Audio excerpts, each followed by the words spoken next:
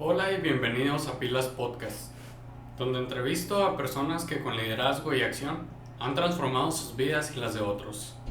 El día de hoy tengo el placer de contar con una gran invitada.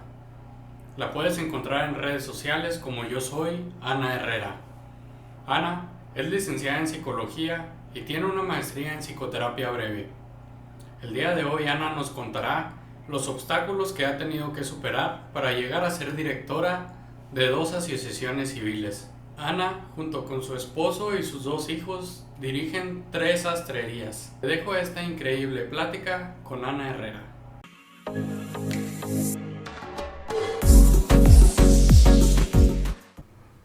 Ana Herrera, bienvenida a Pilas Podcast. Hola Eric, mucho gusto de estar aquí contigo y pues estar también con las personas que te ven y te escuchan. Muchas gracias, el gusto es mío, la verdad tenía muchas ganas de platicar contigo. Se me hace que tienes una historia muy interesante y por eso la quiero dar a conocer a todo el público que actualmente nos sigue en el programa. Me comentabas que tienes un segundo nombre.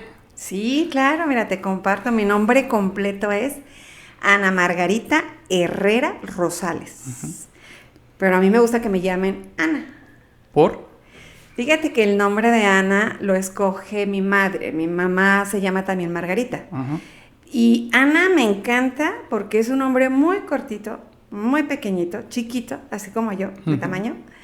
Y es un palíndromo. Sí. Entonces se lee igual por delante y por detrás. Y así me gusta hacer a mí. Por donde me veas, quiero que sepas que soy la misma. Perfecto. Es muy buena tu respuesta.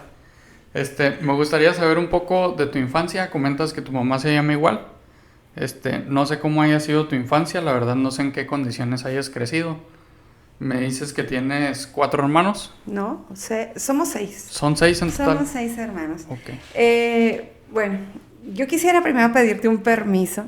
Porque Adelante. Finalmente yo nací en Chihuahua. Nunca he salido de aquí. Uh-huh. No he cambiado de residencia. Y pues en realidad para mí donde yo nací era un rancho en aquel entonces. Uh-huh. Yo nací, te digo, aquí en la ciudad de Chihuahua, en la colonia Granjas, okay, de la ciudad. Mis padres llegan a esa colonia cuando yo era bebé. Entonces era un espacio, un lugar que era la periferia de la ciudad, uh-huh, en donde no había calles, en donde eran cerros.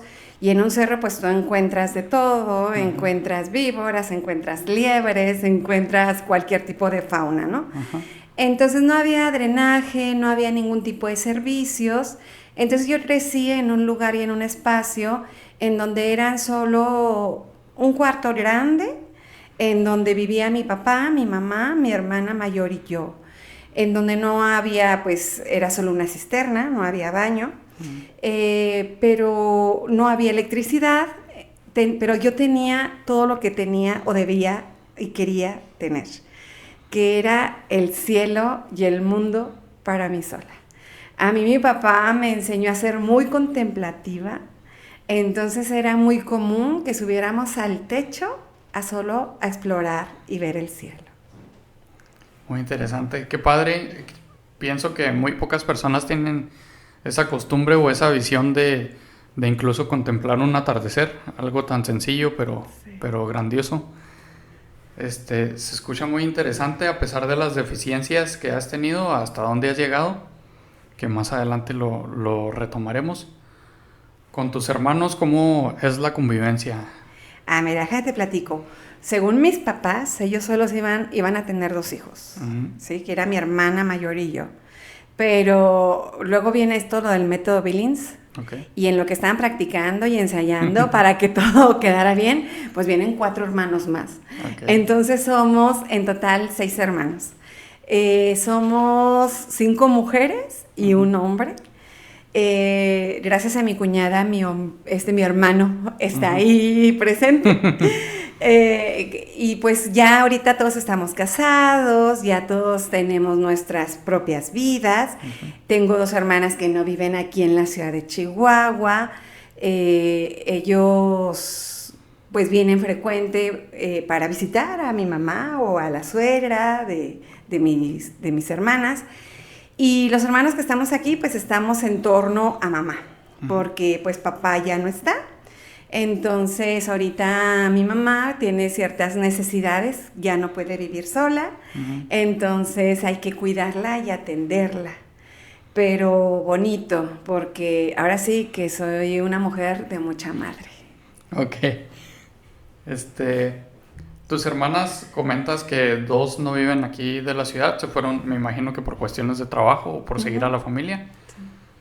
¿Tus estudios aquí fueron en primaria y en secundaria aquí mismo en la región, en el municipio de Chihuahua? Sí, es correcto. Como te comento, soy la segunda hija de 6 y pues mi papá trabajaba y tenía un trabajo estable. Sin embargo, cuando nace el cuarto hijo, él pues es despedido de su trabajo e inicia un trabajo, pero por su cuenta, ¿no? Empieza a tener un negocio por su cuenta. Entonces, fue una época en la que ya tenían 4 hijos y pues era una situación económicamente difícil. Tú para nada habías nacido, eran los 80s. Y había una devaluación económica. Entonces, como familia, pasamos una situación económica complicada en donde el dinero, los recursos eran difíciles. Sin embargo, yo te puedo decir que para mí esa fue la mejor época en mi familia, porque ahí yo vi una mamá que era muy creativa, que de la nada nos hacía banquetes con puras papas, frijoles y harina. Y mi papá, muy trabajador. De él aprendí toda esta parte laboral, la formalidad, el compromiso, el profesionalismo. A pesar de que mis padres solo estudiaron hasta la secundaria, creo que ellos me enseñaron, a mí y a mis hermanos, pero nos enseñaron estos valores de compromiso. Entonces, el padecer esa escasez económica a mí me hizo una persona muy resiliente. Entonces, ya cuando pasé yo al CETIS, yo estudié en el CETIS 86, mi hermana ya estaba estudiando la normal del estado. Entonces, mi papá me decía que pues no había dinero para que las dos estudiáramos. Okay. Entonces, pues ahí hubo una situación en la que mi papá decía, bueno, pues vamos a elegir a tu hermana porque tu hermana es más inteligente que tú y a ella le vamos a dar los estudios. Entonces yo estudié la carrera de administración de empresas, técnico en administración de empresas. Termino a los 17 años, salgo a trabajar. También fue una época bonita porque ya ganaba dinero. Entonces, de una otra manera, yo fui la hermana mayor de mis hermanos, 4 pequeños, porque mi hermana mayor, pues sí estaba estudiando en la normal, pero pues queda embarazada y se casa y deja de estudiar. Entonces, de ese momento me convertí en la hermana mayor de mis hermanos, pero era divertido porque era la hermana mayor con dinero, que salía a pichar las papitas o las hamburguesas. Sí, claro. Y así. Tu papá, comentas que lo despidieron. ¿Qué trabajo tenía tu papá antes de que lo despidieran? Él era subgerente del Hotel Victoria. El Hotel Victoria aquí en Chihuahua era un hotel muy reconocido. Es donde venían los artistas. Okay. E inclusive a mí me tocó conocer a muchos artistas de Televisa, porque se hospedaban en ese hotel. ¿Y alguno que recuerdes que te haya dejado marcado? Claro, cuando vino Parchís. O cuando vino Timbiriche, o sea, tú para nada los conoces. No. Bueno, pero a lo mejor sí conoces a los personajes del Chavo del Ocho. Cuando vino el señor Barriga, cuando vino el profesor Girafales o la Chilindrina, era bien bonito porque pues yo lo veía así en cortito como te veo a ti. Ok. Y comentas que después del despido de tu papá, se le prendió, no sé, inició el emprendimiento. ¿En qué empezó? Él comenzó compra una combi y le instala tablas, le quita todos los asientos e instala tablas para que sirvieran como bancos. Entonces en aquel tiempo no se usaba el transporte escolar. Entonces él comienza a hacer ese recorrido de transporte escolar. ¿Llevaba a los niños de ahí de la colonia a las escuelas? Las recogía y era un colegio, los Ajá. llevaba a un colegio. Yo recuerdo que estaba en secundaria. E inclusive esta parte del emprendimiento de mi papá, ya después junta más dinero con ese trabajo y luego se compra un camión urbano. Ok, impresionante. ¿Y le pagaban por parte de los padres de familia particular o el colegio le daba? No, solo los padres de Solo familia. los padres de familia, Sí. ok. Interesante. ¿Y cuál fue tu primer trabajo? Pues yo creo que el emprendimiento ha sido heredado por parte de mi papá. Ujú. Yo de pequeña vendía muchas cosas. De hecho, en la colonia me conocían como la güera papera, porque yo vendía papas. Ok. Entonces, papas, antes no había tantas Sabritas, ni Barcel, ni cosas de esas. Entonces, o comíamos palomitas o papas caseras, como las que venden con chile, con pepino y todas esas, ¿no? Ajá. Entonces yo salía y vendía las papas como a las 4 de la tarde, después de comer, y ya la gente decía, ¡ay, viene la güera papera! Entonces empecé con eso y ya mi primer trabajo formal pues fue como auxiliar contable. Auxiliar contable. ¿Entraste a alguna empresa reconocida o...? Fíjate que ya ni me acuerdo. Porque, ¿cómo llegaste a la Ajá, empresa? primero mis prácticas y mi servicio social lo hice en una guardería. Ujú. El servicio social trabajaba yo en una guardería cuidando a los niños en sala. Yo tenía a los de maternal, atendía a los niños de maternal. Y luego las prácticas las hice en Grupo Industrial Américas, que es la empresa que coordina las maquiladoras del Parque Industrial Américas. Ahí hice mis prácticas.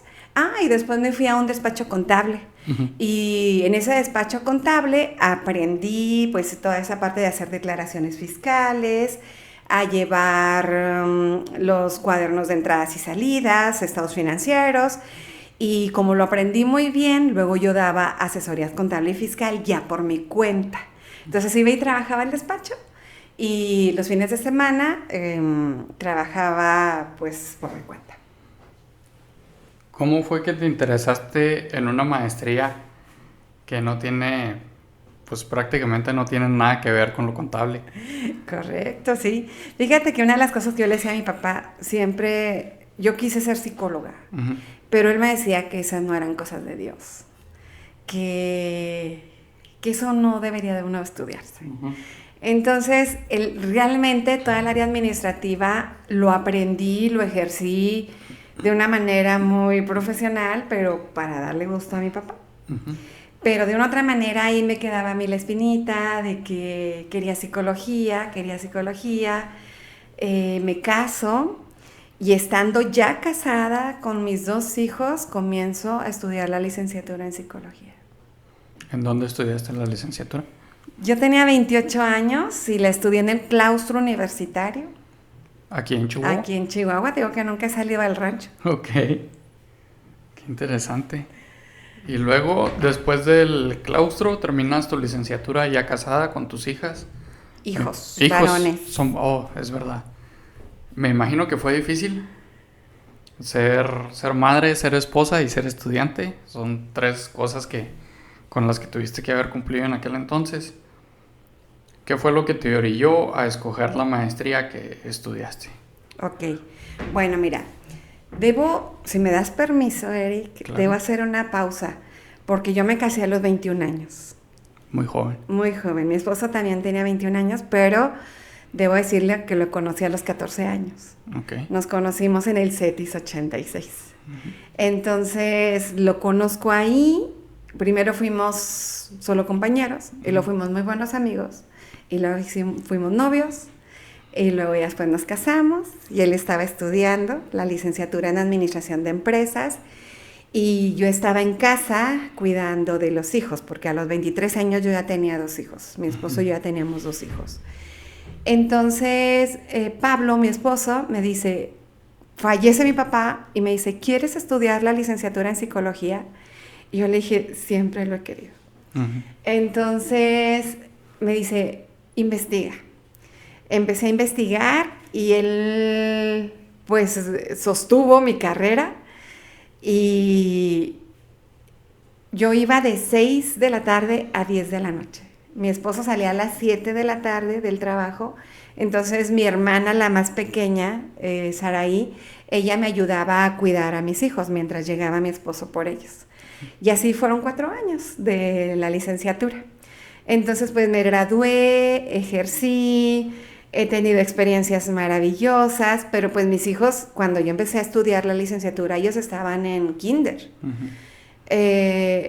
Pero yo les decía a los hijos, les decía, cuando ustedes terminen de estudiar la licenciatura, yo voy a estudiar la maestría. Pero pues estoy hablando que pasaron los 6 años de secundaria, 6 de primaria, 3 de secundaria, 3 de bachillerato y 5 años de licenciatura. ¿Cuánto suma eso? No, son 6 bastante. más 3, 9. Más 3, 11, y lo más 5, 16 años. Okay. Entonces, cuando mi hijo el menor termina su escuela, la universidad, él termina en junio, y en agosto yo ya estaba empezando a estudiar la maestría. Yo no imaginaba ni tenía planeado que ya iba a entrar, pero un buen amigo me invita a estudiar la maestría en psicoterapia breve, y así me aventé 2 años y ya. Psicoterapia breve. Psicoterapia breve. ¿Por qué? Número 1, porque me daban beca. Ok. Muy importante. Me dieron una muy buena beca. Y psicoterapia me llamaba mucho la atención porque cuando empecé a estudiar la maestría, tenía con especialidad en hipnosis. Entonces yo les decía a mis hijos, tienen 2 años para casarse y tener hijos. Le dije, porque ese tiempo voy a estar ocupada en la maestría, pero ya después voy a estar lista para que vengan. Y en realidad la hipnosis me llamaba mucho la atención porque dije, lo que no hice con mis hijos voy a poder hacerlo con mis nietos. Ok. Hipnosis. Entonces te enseñaron algunas técnicas de hipnosis. Sí. ¿Se usa para tratar pacientes cómo?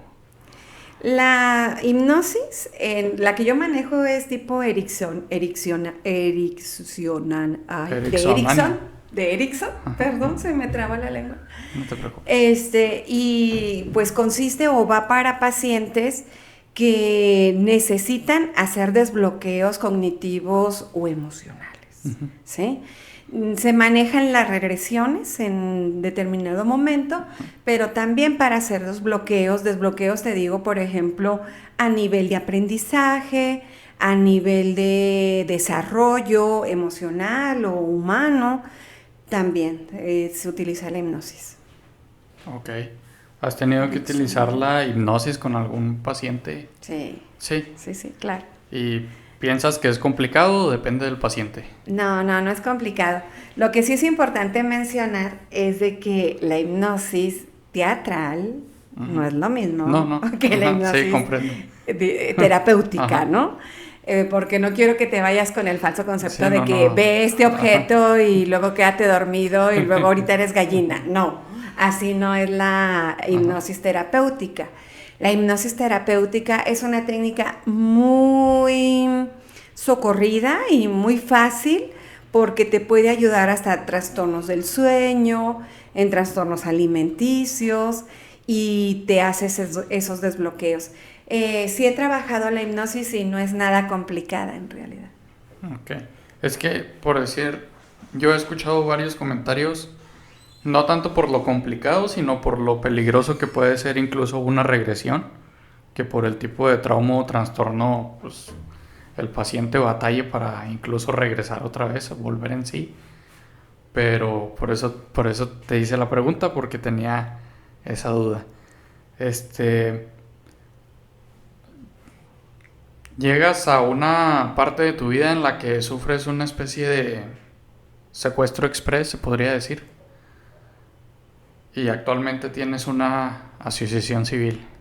¿Nos podrías platicar un poco? Sí, claro que sí. De hecho, tenemos dos asociaciones civiles. La primera se llama Jugar Museo Interactivo y en realidad esa asociación civil era con la intención de poner un negocio.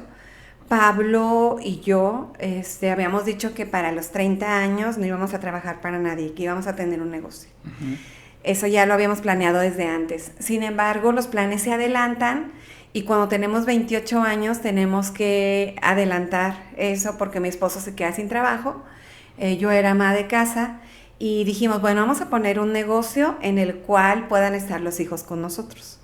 Cabe mencionar que tanto Pablo como una servidora no provenimos de una familia con recursos económicos o que nos hayan dado una herencia, un dote o algo. No teníamos nada de dinero, pero teníamos mucha creatividad.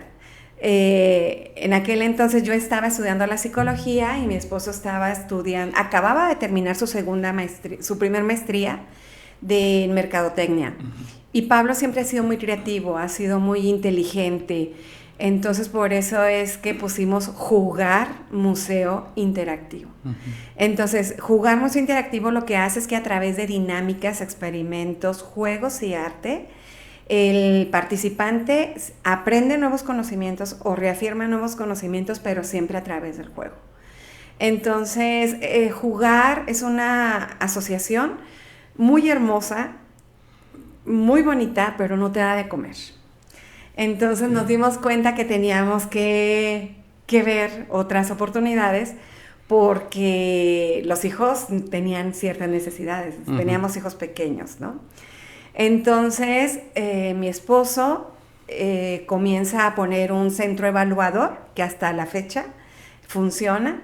Es un centro certificador en donde precisamente se certifican y se evalúan a las personas y se les entrega un certificado uh-huh. A través del Conocer, que tiene una validez nacional e internacional.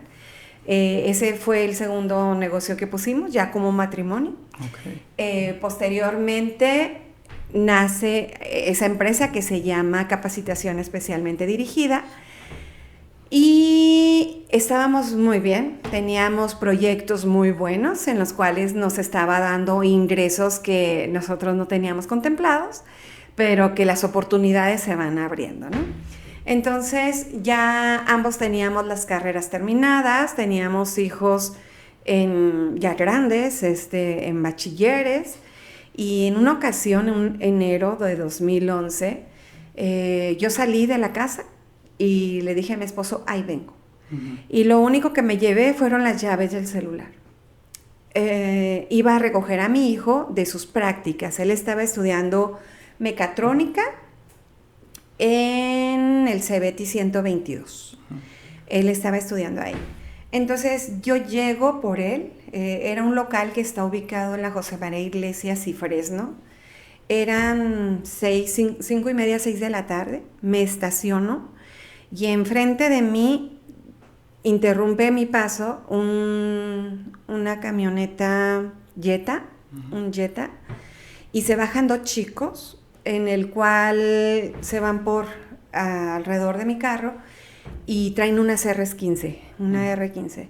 Entonces me piden que me baje, me bajo, me dicen entrégame las llaves, entrego celular y aparentemente eso iba a ser todo, ¿no? Uh-huh. Entonces, me voy, me resguardo. En psicología manejamos el síndrome de camaleónico, pues eso uh-huh. es lo que me pasó. Yo simplemente me acuerdo que me había puesto entre la pared del negocio a donde yo iba y una camioneta que estaba ahí, uh-huh. y yo quería que, la pared me absorbiera y que nadie me viera, ¿no? Sino que de repente me comienzan a hablar, a gritar estos chicos, para que regrese al auto. Entonces yo solamente fingía y decía que no, ni respondía nada. Uh-huh. Entonces me dice el que estaba en el auto, porque eran 3, me dice, ve o te doy un plomazo. Entonces yo todavía así como que fingiendo, y se acerca uno de ellos y me dice, ve, no saben cómo encender el auto. Uh-huh. Entonces voy y él me lleva amagada. Entonces me subo por la puerta del copiloto y en lo que yo me subo, ahí pues viene lo que fue un abuso sexual por parte de ellos. En ese momento fue un asalto en el que todo se dio aparentemente en santa calma, no hubo gritos, nadie se dio cuenta, nadie en la calle se dio cuenta. Cuando viene este abuso sexual por parte de uno de ellos, yo volteo y le pido que me respete. Y por alguna razón, él me respeta y deja de tocar mi cuerpo. Le enseño a la persona que está en el piloto, le enseño cómo se enciende el auto, porque era un auto adelantado, era un auto con mucha tecnología, que ahorita la tenemos, pero que en aquel entonces no cualquier persona la conocía. Le enseño, le pido que me dejen bajarme y me dejan bajarme y se van. Y ahí es donde comienza una historia. Yo creo que Ana fue una antes de esa situación y del 2011, y luego Ana después del 2011. La templanza y la capacidad con la que tuviste para llevar a cabo el diálogo, yo pienso que no cualquiera lo hubiera tenido. Muchos entran en pánico y simplemente se quedan en shock y ahí quedan. Pienso que te ayudó mucho tu licenciatura y tu maestría como para tratar de resolver ese tipo de conflictos y poder analizar bien la situación. Qué bueno que actualmente estás bien, no pasó a mayores. Después de eso empiezas con tu proceso de abrir la asociación.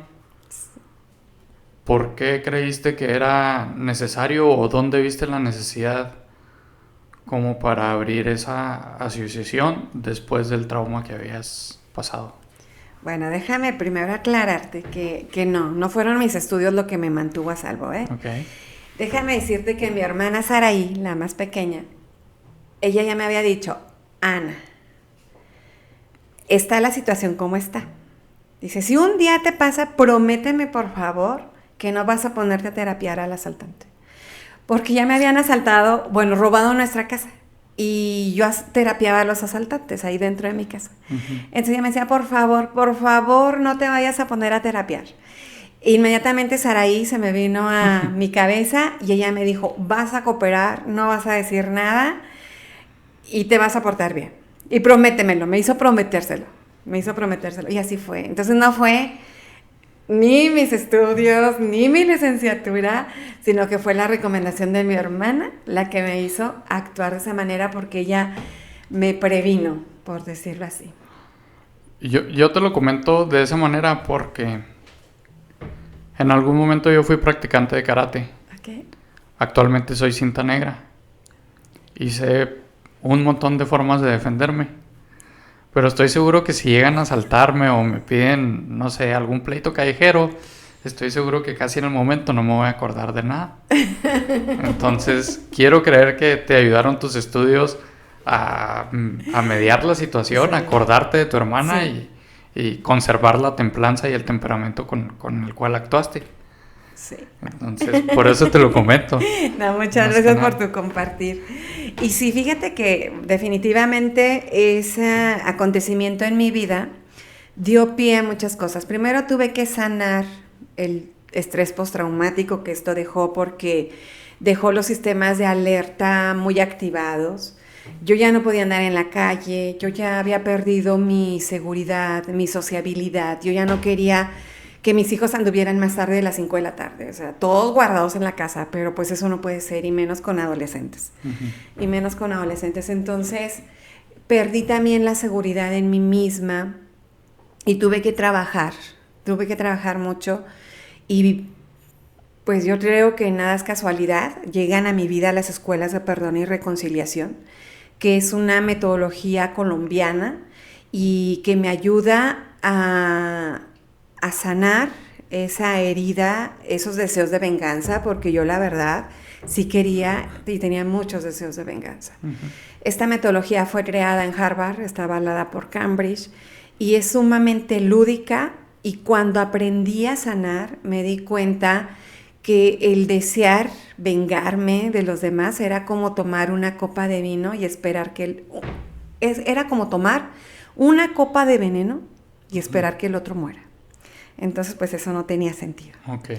Y ahí es donde aprendí. Entonces, trabajé mucho para traer esta metodología, para que se expandiera la metodología. Actualmente está en 20 países, México es uno de ellos, Chihuahua es uno de los estados de la República Mexicana que trabajamos este tema. Y pues me busqué mucho llevar la metodología a los cerezos, porque yo sabía que de los 3 chicos que me habían asaltado, de los cuales recordaba todavía su aroma, de los cuales recordaba su piel, sabía que 2 de ellos habían muerto, pero 1 estaba en el cerezo. Entonces yo quería llegar ahí y decir y enseñarle a la gente de que hay otras maneras diferentes de vivir. Porque cuando yo pongo un límite y este joven que estaba abusando de mí me hace caso, me doy cuenta como profesional que tenemos un problema social, en donde tenemos hijos huérfanos de padres ausentes. Entonces ahí es cuando decidí adoptarlos, porque bien lo dijo un poeta venezolano que dice que quien tiene un hijo tiene los hijos del mundo.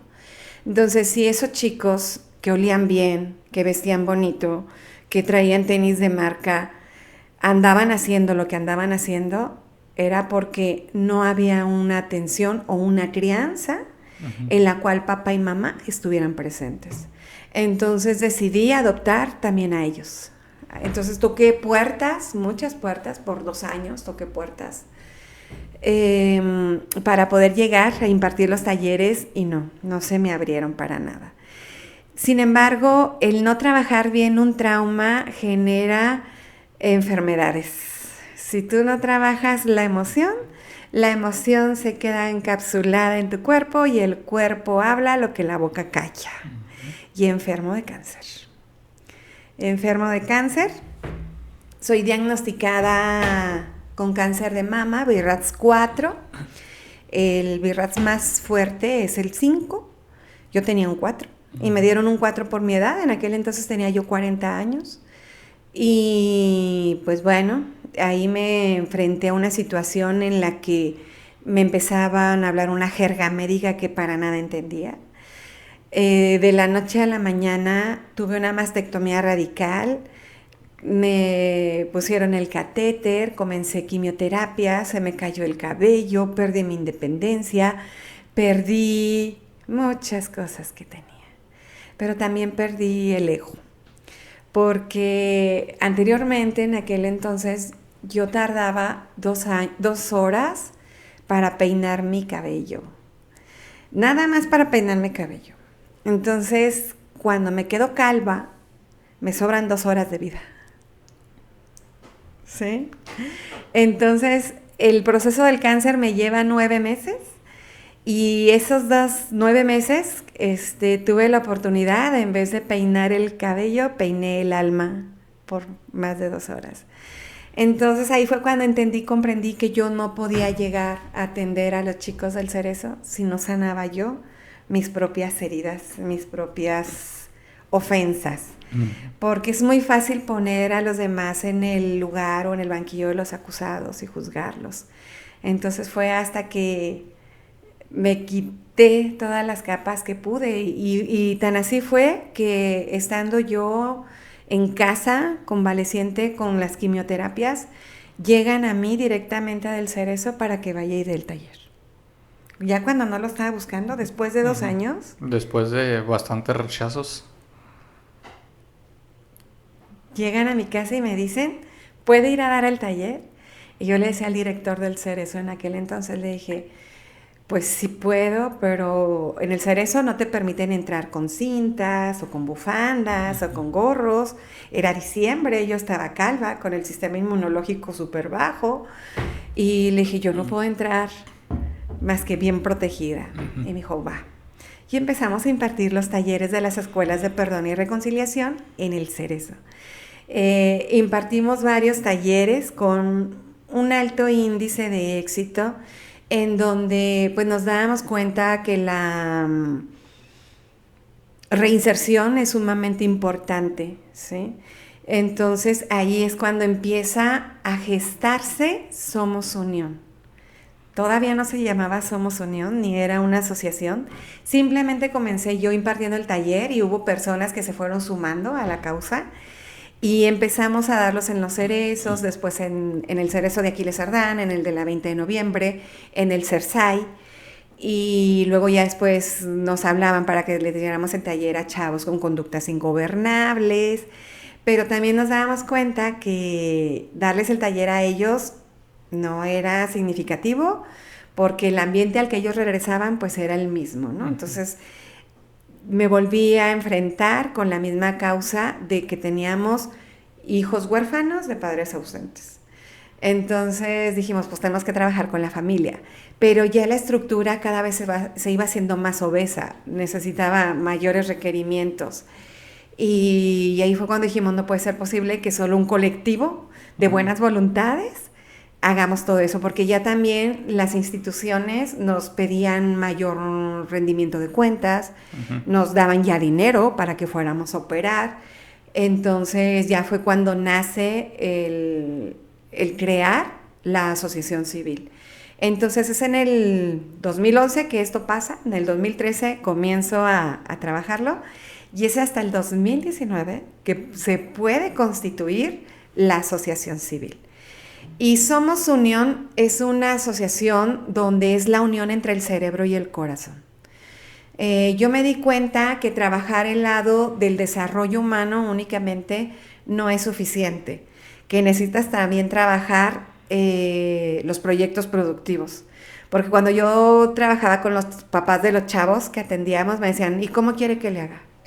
Yo tengo que salir y dejo a mi hijo cuidando a mis hijos y además tengo derecho a rehacer mi vida, tengo derecho a pasear, a tener novio, ¿sí? Entonces había muchas situaciones muy complicadas dentro de la familia que atendíamos. Y entonces comenzamos a traer una metodología de la Organización Internacional del Trabajo que se llama Inicie y Mejore su negocio. Entonces empezamos a crear negocios familiares.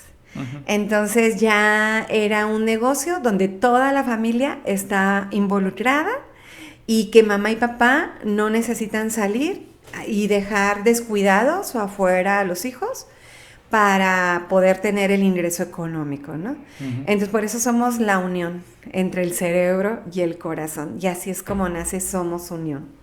Es impresionante la historia. Más que nada quisiéramos conocer un poco más. Sabemos que para constituir una asociación civil es un proceso, a lo mejor no es tan complicado, pero sí es muy laborioso. Me interesaría saber cómo le hiciste para conseguir tu equipo, tu consejo, tu patronato, no sé cómo le llaman ustedes.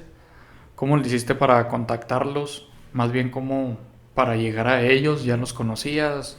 ¿Llegaste, pues no sé, diciendo tu pitch para venderles la idea? ¿O cómo fue? No, mira, déjame te cuento que yo creo que son puntos muy neurálgicos que tienes que tomar en cuenta. Por ejemplo, las relaciones. Ese es el primer punto súper importante.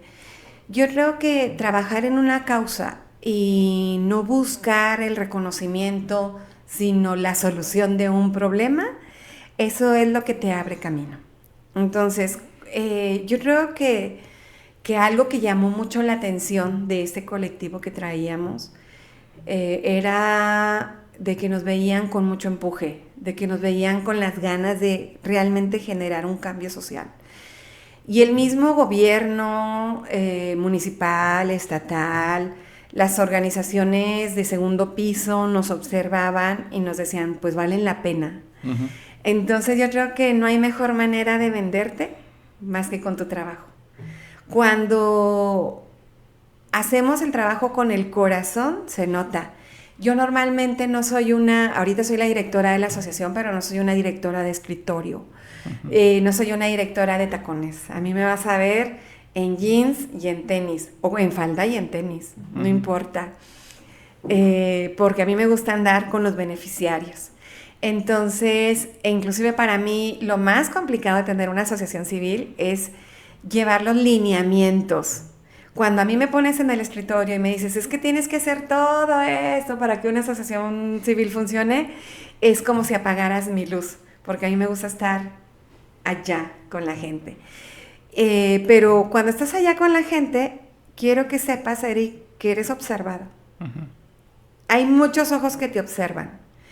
Y así como hay cazatalentos en el fútbol, o hay cazatalentos en el karate, o cazatalentos artísticos, también hay buenas personas que tienen dinero y que quieren hacer algo con ese dinero.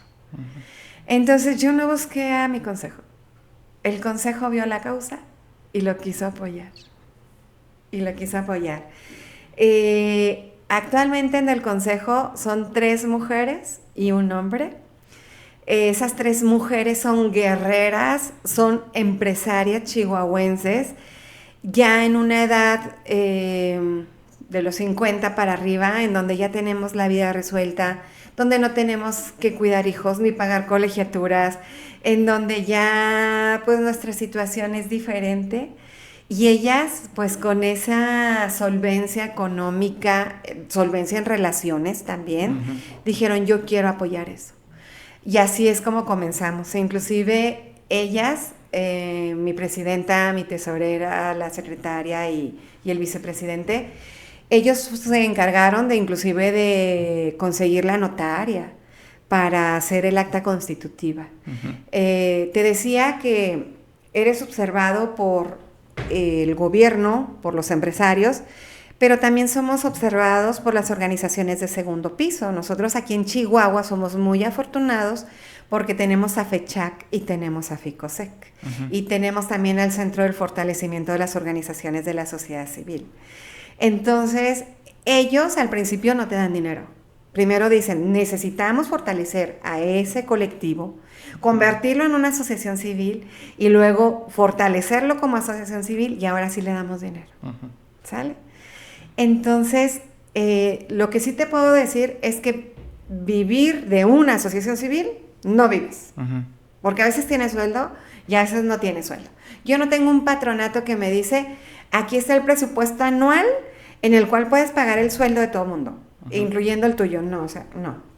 Yo tengo un consejo en el cual me dice, yo tengo las relaciones porque te quiero enseñar a ti y a los beneficiarios a pescar.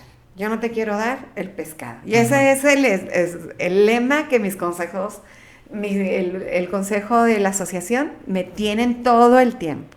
Entonces, por eso también es importante que quienes trabajamos por una causa y para una causa, si tengas negocios aparte, porque la asociación no te va a dar de comer como tal. Comentabas sobre los negocios aparte. Tu esposo tiene un enfoque muy administrativo, tiene una maestría en mercadotecnia. Tú eres licenciada en psicología con una maestría en psicoterapia breve. Y en conjunto tienen un negocio, se podría decir, de sastrería. ¿Cómo fue que llegaron a eso? ¿Por qué sastrería? Bueno, yo tengo que echarle la culpa a mi esposo. Ok. Porque Pablo es una persona muy inteligente, muy visionario. Es una persona que realmente admiro. Aparte de ser mi esposo, es un buen amigo y un buen socio. Y es un buen socio. Entonces, cuando te platicaba que en el 2011 teníamos proyectos muy buenos, podríamos decir que teníamos dinero que sobraba. Uh-huh. Y Pablo decía, tenemos que hacer algo con ese dinero, tenemos que invertirlo. Entonces ya no teníamos los 28 años, ya éramos pues treintañeros, casi 40, pero él empezó a ver franquicias. Uh-huh. Franquicias, decía, yo quiero una franquicia en el cual me permita no tener que estar ahí, ¿sí? Uh-huh. Cabe mencionar que mi suegra es costurera, uh-huh, y ella sacó adelante con su máquina de coser a sus hijos, ¿sí? Es como la historia de muchas costureras. La costura es un oficio que da mucha satisfacción y que le ha dado estudios y los ha sacado adelante a muchísima gente. Y así ha sido mi suegra. Mi suegra fue una persona sola con sus hijos, pero les enseñó también grandes valores. Entonces Pablo busca una franquicia y se encuentra la franquicia de Arréglalo. Y Arréglalo, pues arreglamos todo tipo de ropa. Y pues Pablo creció entre las máquinas, entre los hilos, las tijeras y descosedores. Entonces no era un giro ajeno a él. Pablo sí de plano no sabe coser ni un botón, ni una bastilla, pero aprendió de su mamá cómo administrar un taller. Entonces se trajo la primera franquicia aquí en Chihuahua de Arréglalo Sastrerías y en el 2011 precisamente pusimos la primera sucursal. Actualmente tenemos 4 sucursales. Tenemos 4 sucursales y cabe mencionar que mi esposo, que no sabe, te digo que ni poner ni un botón ahí está a la fecha, él nos ha impulsado, pero también fue el negocio donde crecieron nuestros hijos, porque creo que un acuerdo que llegamos Pablo y yo es que nuestros hijos tenían que aprender a hacer de todo desde la casa, pero también a trabajar. Entonces nuestros hijos siempre estaban con nosotros desde muy pequeños, que estaban en el kinder, en el museo, y luego ya después que en la empresa de consultoría, en el centro evaluador, en el centro de certificación, y luego cuando pusimos los Arréglalos también estaban ahí. E inclusive ellos empezaron desde lo más bajo, desde colocar los ganchos, de ordenar las prendas, de descoser. Ellos estuvieron trabajando a nivel bachillerato y en la universidad trabajaban en Arréglalo. Y tenían, aparte de pues, la mesada que nosotros le podríamos dar, ellos también aprendieron a ganar su dinero sin perder sus estudios. Porque fuimos muy claros con nuestros hijos. Desde pequeños les dijimos, usted se dedica a estudiar.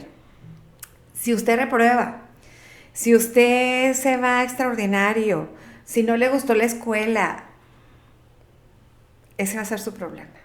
¿Sí? Yo nomás pago 5 años de universidad. Y yo no pago extraordinarios. Si usted quiere reprobar, pues repruebe, pero a usted le va a costar. Entonces así los enseñamos.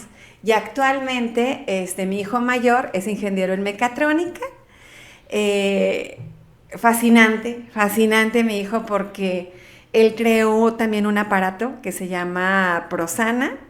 Cuando a mí me da el cáncer, una de las dificultades que yo tenía es que me tenían que hacer un masaje de drenaje linfático por las consecuencias que genera, ¿no? Entonces él inventa un aparato para que me dé ese masaje. Y también es un chico emprendedor, es un chico muy visionario, muy parecido a su papá. Y pues actualmente él sigue trabajando en su ingeniería. Y Carlos, nuestro hijo menor, él es licenciado en comunicación y está muy cercano a ambas asociaciones civiles, pero también ya es socio en Arréglalo. Ya le dimos una parte de la sociedad comercial, porque también es un chico que te digo que comenzó barriendo, trapeando, poniendo ganchos, colocando prendas, y ahorita pues ya a nivel gerencial ya nos maneja las 4 sucursales, ¿no? Entonces Arréglalo es un negocio también muy noble, en el cual no tenemos que estar ahí. Yo tampoco sé coser, a diferencia de Carlos, mi hijo, y de Pablo, mi hijo, que ellos sí se ponen en una máquina. Ellos te saben diseñar y te saben coser y entregar la prenda y todo muy bien. Impresionante. ¿Cuáles crees que sean las herramientas básicas que deba tener una persona, cualquier persona, para desarrollar un emprendimiento o estar a cargo de alguna empresa, de alguna asociación? ¿Cuáles crees tú que serían las herramientas básicas? Bueno, pues yo creo que primero debemos de fomentar las competencias blandas. Y estas se deben de fomentar desde pequeños, ¿sí? Desde que tú le das permiso, aparentemente permiso, a los niños a que experimenten, a que creen, a que Si quieren desbaratar la secadora, pues búscales una secadora descompuesta y que la desarmen. Yo creo que el permitir que las personas desarrollen su creatividad es una de las principales competencias que debemos de estar generando. Y habilidades para la vida, Eric, porque mira, un emprendedor debe de aprender de todo. Un emprendedor debe de saber hasta cómo abrir una chapa, cómo colocar un bote de agua, cómo instalar una bomba, cómo poner una lavadora, cómo preparar una sopa. Un emprendedor debe de aprender de todo, porque un emprendedor es un ser solitario. Es un ser solitario. Entonces, ese emprendedor debe de tener inclusive hambre, ¿sí? A mí mi mamá me enseñó, deja a tus hijos que sientan poquito frío, no les des todo siempre, ¿sí? Porque una persona que tiene todo y se le da todo, no desarrolla esa fortaleza ni esa resiliencia para salir adelante. Entonces, cuando a un niño desde pequeño le dices, venda estos mazapanes, y de ahí va a sacar más dinero, y luego vas a invertir en otra cosa. Pablo y yo así traíamos a nuestros hijos. Y luego nos encontrábamos aparatos o cosas de novedad ahí en Ciudad de México y las traíamos y las vendíamos, para que ellos las vendieran, ¿sí? Y hay personas que nos decían, oigan, qué malos padres son, ¿por qué traen a sus hijos trabajando, no? Pero no es trabajo, el desarrollo de habilidades. Y nuestros hijos, te lo puedo asegurar, ninguno de los dos se me va a morir de hambre. ¿Por qué? Porque ellos ya aprendieron ese espíritu de ser inventores, de ser creativos y de salir adelante. Yo les digo que mis hijos hay dos tipos de personas. Unas, las que se ahogan en un vaso de agua, pero mis hijos se beben esa agua y venden el vaso. Okay. Y venden, ellos no se ahogan, se toman el agua y venden el vaso. Entonces, esas son las primeras competencias que debes desarrollar en un emprendedor. Después, sumamente importante, las competencias duras. ¿Sí? Las competencias duras son todas aquellas fundamentos teóricos que requieres y necesitas para aquello que te vas a dedicar. ¿Sí?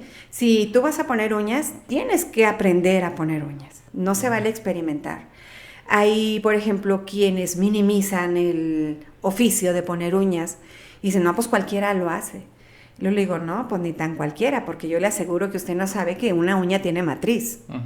¿Tú sabías que una uña tiene matriz? No lo sabía. Pues las uñas tienen matriz. Y si dañas esa matriz, vienen unas problemáticas muy fuertes en tus dedos.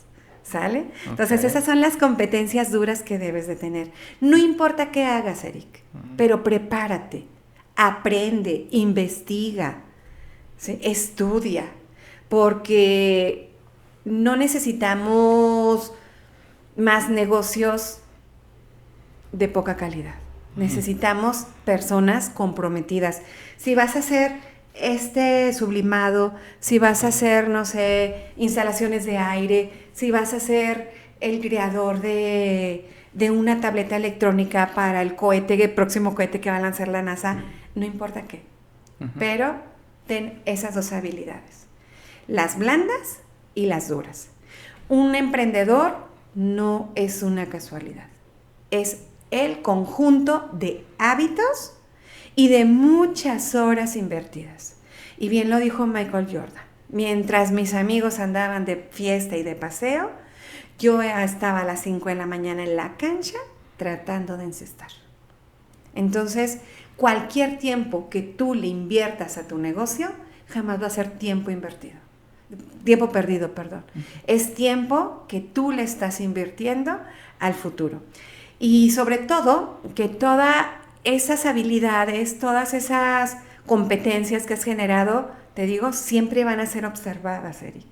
Alguien te está observando. Y yo les digo a mis hijos, trabajen y compórtense como si su madre los estuviera viendo. ¿Sí? Dentro del ámbito de la salud mental, ¿cómo piensas que generaría impacto esto en los jóvenes? Sabemos que ahorita ya está un poco más, por así decirlo, de moda, le podríamos decir, ir a terapia, pero antes no era tan bien visto. Tú lo mencionabas que tu papá incluso no te quería dejar estudiar psicología porque decía que no era de Dios. ¿Cómo piensas que eso podría ayudar hoy a las personas a empezar a preocuparse un poco más por su salud mental? ¿Cuál sería la recomendación que tú les darías? Hoy es sumamente importante, Eric, la salud mental por una situación muy particular. Número uno, hemos cambiado de siglo, ¿sí? Uh-huh. Ahorita somos papás del siglo pasado tratando de educar a hijos de un nuevo siglo. Entonces, si antes no había escuela para papás o para padres, pues ahora menos, en donde todo está a la inmediatez, a que todo ocurra rápido, a que que todo lo queremos instantáneo. Entonces, el ritmo de vida que estamos trabajando ha generado, desde los más pequeñitos de la casa hasta los más grandes, un hueco. Ha generado una falta de significado de vida.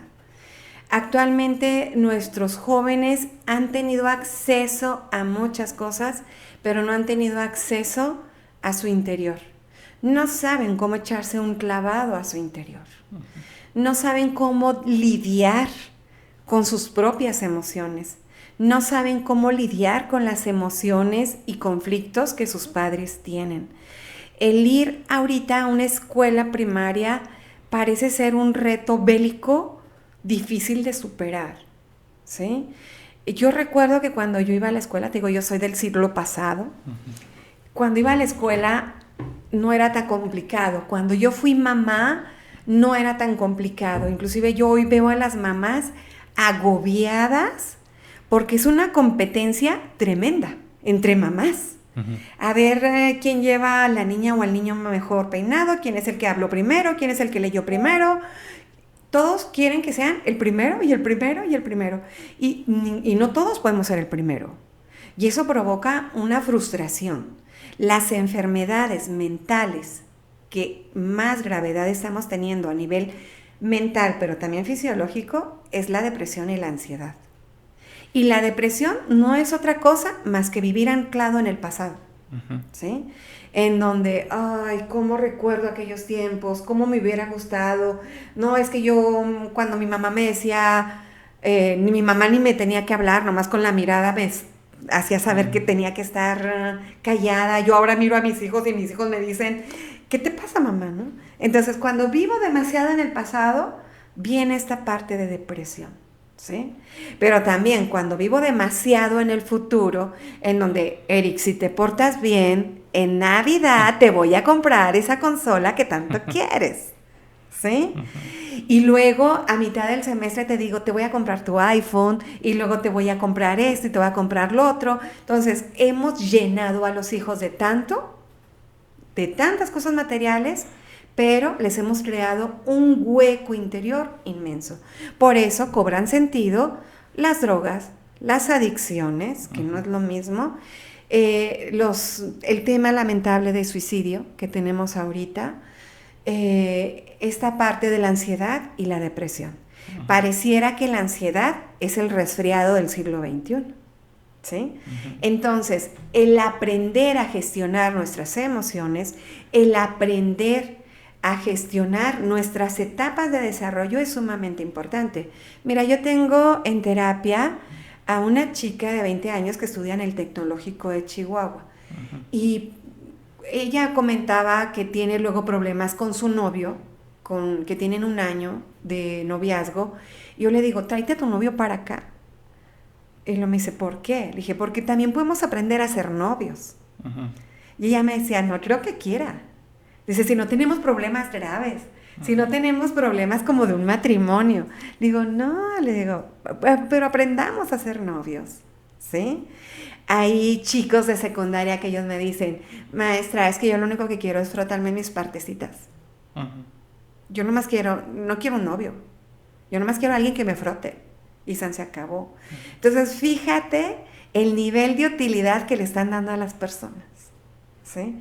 Entonces, no solo es necesario, es urgente el tema de salud mental. Súper urgente. Perfecto.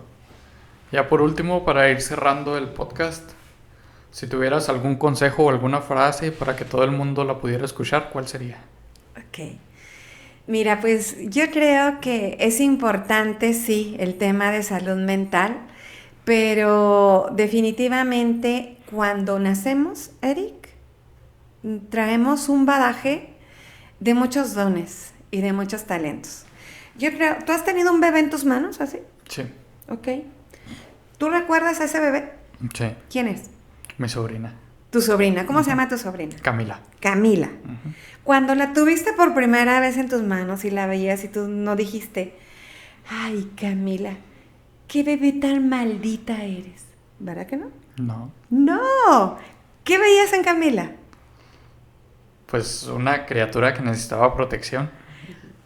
Que necesitaba protección. ¿Qué más? Amor. Amor.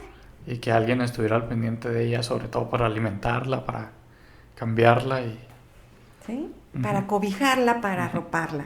Entonces, todos, no importa la edad, necesitamos de los demás. ¿Sí? No somos islas, Eric. Yo necesito de ti y tú necesitas de mí. ¿Sale? Entonces, cuando somos bebés, traemos toda la esencia del amor ahí. Uh-huh. Entonces, por favor, no dejes que nadie apague la luz de Camila. Por favor, no dejes que nadie apague tu luz. ¿Van a venir retos? Sí. Uh-huh. ¿Es sencillo? No. Pero la fuerza, la disciplina que está dentro de ti es importante. Porque no importa que sea algo pequeño, pero te necesitamos, Eric. Entonces, yo te quiero cerrar con esta frase. Somos candelas, somos velas. Uh-huh. Y solo cobramos sentido si estamos encendidas. De otra manera, nada vale la pena. Ana Herrera, muchas gracias por haber venido al podcast. Fue una plática muy enriquecedora, sobre todo porque nos contaste tu historia, cómo eres proveniente de una casa con muchas necesidades, con mucha precariedad, que no fuiste la primera opción para darte estudios y aún así lograste alcanzar un nivel de estudios muy significativo. Tienes un esposo con el que has hecho buena sinergia y han formado una grandiosa familia de emprendedores sobre todo, y que han salir adelante a pesar de todas las cosas que les han sucedido. Fue un honor para mí tenerte aquí en el podcast. Muchas gracias. ¿Tienes redes sociales personales o de las asociaciones o de la empresa en donde te podamos seguir? Sí, claro que sí. Bueno, pues en redes sociales me encuentran como Yo Soy Ana Herrera, así. Yo Soy Ana Herrera. Okay. En la asociación civil se llama Somos Unión, uh-huh. Asociación Civil. Y esa es mi historia, Eric. Y ahorita me complace decirte que estoy feliz porque ya no solo somos mi esposo y yo, y uh-huh. mis hijos, sino que también están mis nueras, a las cuales les admiro, les quiero, les abrazo. Ya tienen 3 años que están casadas con mis hijos. Uh-huh. Una de ellas ya me va a ser abuela. ¡Felicidades! Sí, muchas gracias. Entonces, pues me encuentran en la Asociación Civil Somos Unión. Damos uh-huh. servicios de terapia a bajos costos, uh-huh. Donde terapeutas, máster en psicoterapia, estamos ofreciendo terapias a $200 nada más. Uh-huh. Y tenemos próximo el taller de las escuelas de perdón y reconciliación, así que quiero invitar a tu público a que vayan a tomar este taller, uh-huh. porque es el taller que a mí me permitió sanar, donde trabajé mi estrés postraumático. Y no importa la herida que tengas, todos traemos heridas y tenemos que aprender a gestionarlas, ¿sale? Entonces, muchas gracias, Eric. No, de nada, gracias a ti. Si te gustó este episodio tanto como a mí, no olvides darle like y compartirlo con alguien que lo necesite. Suscríbete y activa la campanita para que no te pierdas más contenido como este. Yo soy Eric Trejo y nos vemos hasta la próxima con un nuevo invitado aquí en Pilas Podcast.